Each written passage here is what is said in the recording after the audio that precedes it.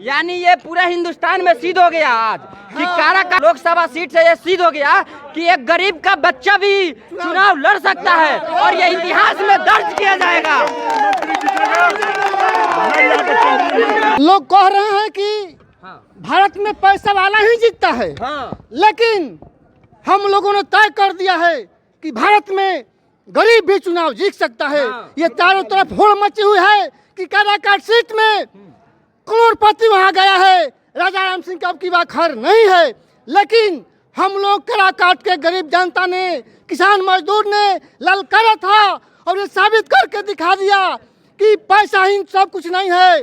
जो गरीब को सेवा करेगा, जो समाज को सेवा करेगा, वो कितना भी गरीब क्यों ना हो, हम लोग उसी को वोट देंगे और सड़क से लेकर के सदन तक भेजने का हम लोग काम करेंगे।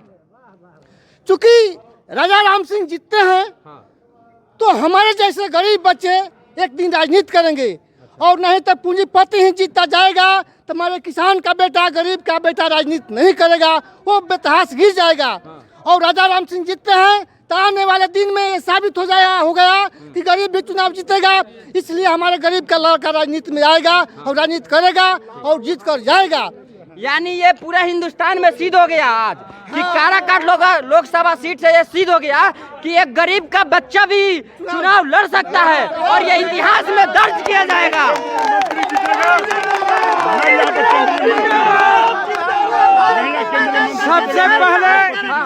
सबसे पहले कि मैं चैनल महोदय को अपने और अपने पार्टी की ओर से और इंडिया का महागठबंधन की ओर से क्रांतिकारी लाल सलाम पेश करते हैं। धन्यवाद।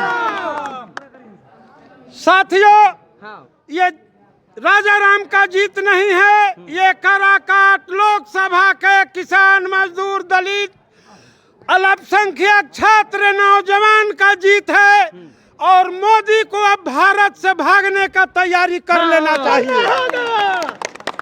मोदी को हम लोग भगाएंगे। एक काराकाट ही सीट पर हमारा विजय नहीं हो रहा है। शाम तक हम इंडिया गठबंधन का सरकार बनाने का जुगाड़ में हम लोग लगे हैं। गठबंधन का सरकार बन रहा है, बनेगा।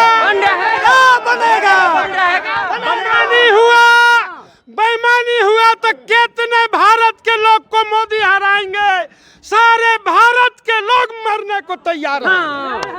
बच्चों को रोजगार चाहिए, इनके बच्चों को शिक्षा चाहिए, इनके बच्चों को स्वास्थ्य चाहिए, इसलिए ये लोग परिवर्तन का लहर देखना चाहते हैं। तो आप लोग अपना अपना बात एक लफ्ज में शब्द कीजिएगा। इस बार कौन?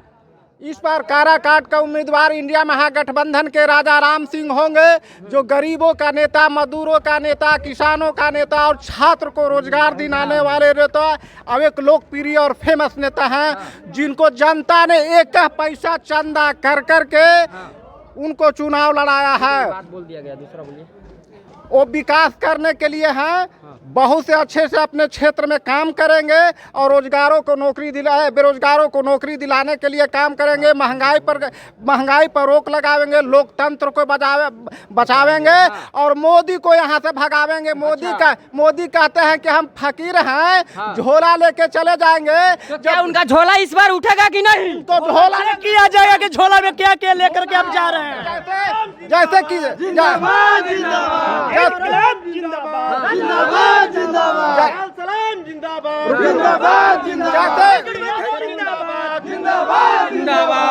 जैसे किसानों को जब जो खेत को फसल जब बर्बाद करता है तो किसान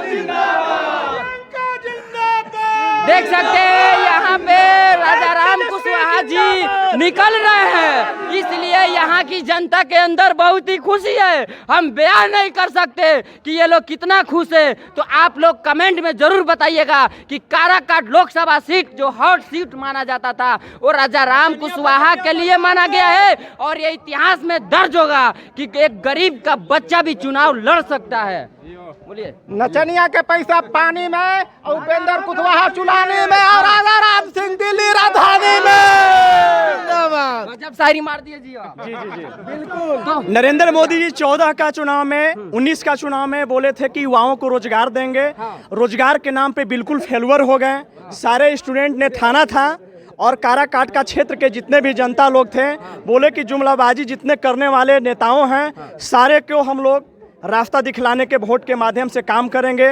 इस क्षेत्र में, काराकाट क्षेत्र में 2 नंबर के लिए लड़ाई सिर्फ थी, 3 तारा तो आकाश में थी, समझे कि नहीं। और बोला जा रहा है कि 3 तारा ऊपर ही रह जाएगा, नीचे नहीं आएगा कभी। काराकाट क्षेत्र में 2 नंबर के लिए लड़ाई है कि 2 नंबर पे कौन रहेगा, राजा राम सिंह का टक्कर देने वाला। इस अभी तो देखा जा रहा है कि तारा सबसे ऊपर है जी, बिल्कुल ऊपर है, ऊपर ही रहेगा। और काराकाट क्षेत्र से राजा राम सिंह जी विजयी होंगे और इस गरीब का जो जीत है, इस सारे जनताओं को जीत होगी। और काराकाट क्षेत्र की सारे जनताओं की जो उम्मीद है राजा राम सिंह जी से, सारी उम्मीद पे खड़ा उतरने का। यानी आज शाम को पूरे काराकाट में मिठाई बटाएगा का?